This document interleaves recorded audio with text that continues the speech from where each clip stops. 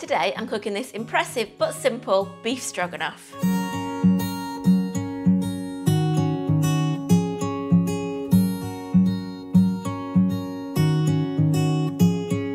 Welcome back to our kitchen, where we show you how to make delicious, family-friendly recipes. Beef stroganoff is a classic served with mushrooms and sour cream. It makes a simple but delicious dinner. We're going to start by heating a tablespoon each of unsalted butter and oil over a medium to high heat in a frying pan.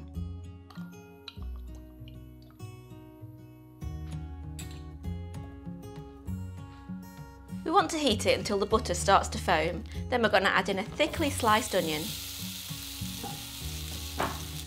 Cook the onion for 5 minutes until it starts to soften, stirring often.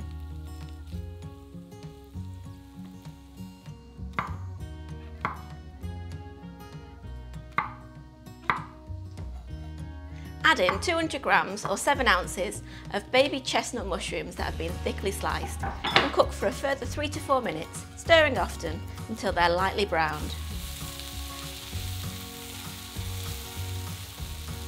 Transfer the contents of the pan to a bowl, then place the pan back over the heat and turn the heat up to high.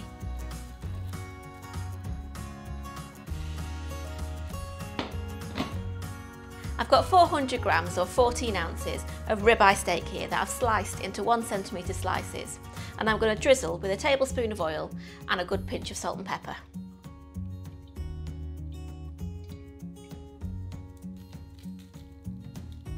Place the steak in the pan in a single layer and cook for about a minute or so until you start to see a crust forming on the edge of the steak.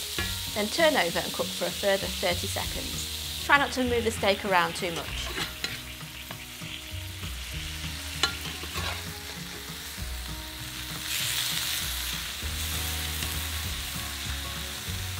Some people like to add a splash of brandy at this point, but that's totally optional. I feel like it's got enough flavour without it. I'm also using a cast iron pan, and that helps to add a nice crust to the edges of the steak, and that really adds to the flavour of the dish. Add the onions and mushrooms back to the pan and turn the pan down to a medium heat. Add in 1/4 teaspoon each of salt and pepper and stir everything together.